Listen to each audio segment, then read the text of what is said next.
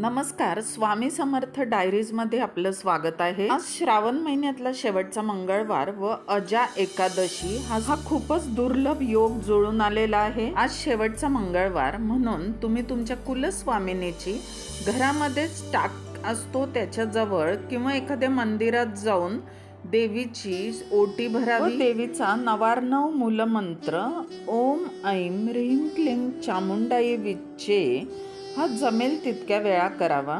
एखाद्या सवाष्णीची हळद कुंकू लावून ओटी भरावी. तसेच आज महत्त्वाची अजा एकादशी असल्यामुळे तुम्ही विष्णूची भरपूर सेवा करावी. विष्णू सहस्त्रनाम म्हणावे. येत नसेल तर तुम्ही मोबाईलवर लावून त्याचं श्रवण करावे. तसेच तुमच्या घरात विठ्ठल रुक्मिणीची मूर्ती असेल तर त्याची सुद्धा व्यवस्थित तुम्ही सेवा करावी. व विष्णू मंत्र जो मी सांगत आहे तो तुम्ही जमेल तितक्या वेळा करावा. लिहून घ्या. श्री वत्सम धारयन वक्षे मुक्ता माला षडाक्षरम हा तुम्ही जमेल तितक्या वेळा करावा. तुम्ही 11 वेळा, 21 वेळा किंवा 108 वेळाही हा मंत्र करू शकतात. तसेच आज सकाळी सकाळी किंवा दिवे लागणीच्या वेळेस तुम्ही उंबऱ्याला हळदीचं लेपन करू शकतात. उंबऱ्याची पूजा करू शकतात. मुख्य दरवाजावर तसं आपल्या गॅसच्या वरती देवघरात तुम्ही हळदीने स्वस्तिक काढून त्याची पंचोपचार पूजा करावी. तुळशीला जरूर हळद वाहून पूजा करावी. व अजून एक उपाय सांगते की 1 रुपयाचं नाणं तुळशीमध्ये तुम्ही आज पुरून ठेवावं व उद्या ते मातीमधून काढून न धुता तसंच आपल्या तिजोरीत किंवा पर्समध्ये ठेवावे. आज तुम्ही आपल्या बाळकृष्णाचा शंखामधल्या पाण्याने अभिषेक करावा. तसेच मी काही मंत्र देत आहे त्याचा जप तुम्ही 11 किंवा 108 वेळा करावा. हा विष्णू गायत्री मंत्र तुम्ही लिहून घ्यावा. ओम नारायणाय विद्महे वासुदेवाय धीमहि तन्नो विष्णू प्रचोदयात. अतिशय प्रभावी असा हा मंत्र आहे. तसेच तुम्ही जरूर आज घरामध्ये एखादे पिंपळाचे पान आणावे व त्याची पूजा करावी. त्या पिंपळाच्या पानावर एखादा दिवा ठेवावा व मग त्याची पूजा करावी. पण पिंपळाचे पान हे झाडावरून तोडू नये. खाली पडलेलं एखादं चांगलं पिंपळाचं पान आणावं. ते तुटलेलं फुटलेलं नसावं. तसेच पिंपळ वृक्षाखाली सुद्धा आज दिवा लावावा. आता सांगते आहे त्या सगळ्या सेवा तुम्हाला जमतील असं नाही, तर जेवढ्या जमतील तितक्या सेवा तुम्ही जरूर कराव्यात. मंत्र तुम्हाला 108 वेळा जमले नाही तर निदान कमीत कमी तुम्ही 11 वेळा तरी प्रत्येक मंत्र करावा. व ज्यांना जमत असेल त्यांनी 108 वेळा करावा किंवा 2 माळा कराव्या, 3 माळा कराव्या. ज्यांच्या घरात शाळीग्राम असेल त्यांनी सुद्धा तो आज स्वच्छ धुवून त्याला चंदनाचा लेप किंवा हळदीचा लेप देऊन त्याच्यावर 108 तुळशीपत्र व्हावेत व विष्णू सहस्त्र नामाची सेवा करावी. पाठ नसले तर मोबाईलवरही तुम्ही लावू शकतात. तुमच्याजवळ जर देशी गाईचं गोमूत्र असेल तर तुम्ही सगळ्या घरामध्ये जरूर ते शिंपडावं. व गंगाजल जर उपलब्ध असेल तर आजची देवपूजा तुम्ही गंगाजलातच करावी. विष्णूच्या मंत्राबरोबरच लक्ष्मी गायत्री मंत्राचंही पठण करावं. ओम महालक्ष्मीच विद्महे विष्णुपत्नीच धीमहि तन्नो लक्ष्मी प्रचोदयात. जमेल तितक्या वेळा करावं व जमत नसेल तर निदान कमीत कमी 11 वेळा तरी जरूर या मंत्राचा जप करावा. तसेच आज मंगळागौरीचे पूजन असल्यामुळे सौभाग्यवर्धक मंत्राचे पठण करावे, जप करावा.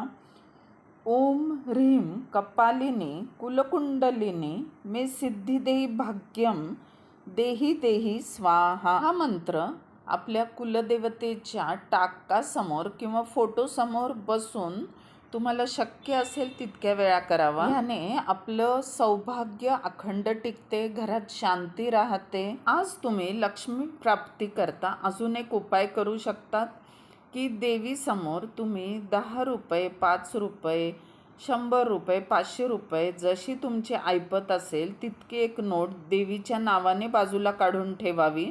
व इथून पुढे दर मंगळवारी किंवा शुक्रवारी देवीच्या नावाने पैसे काढून ते एका डब्यामध्ये ठेवावे व हे पैसे 1 वर्षानंतर किंवा नवरात्रीत तुम्ही देवी करताच त्याचा काहीतरी वापर करावा. देवीला साडी घेऊ शकतात किंवा तुम्ही देवीला एखादा अलंकार घेऊ शकतात. अजून काही सोपे सोपे मंत्र मी देत आहे.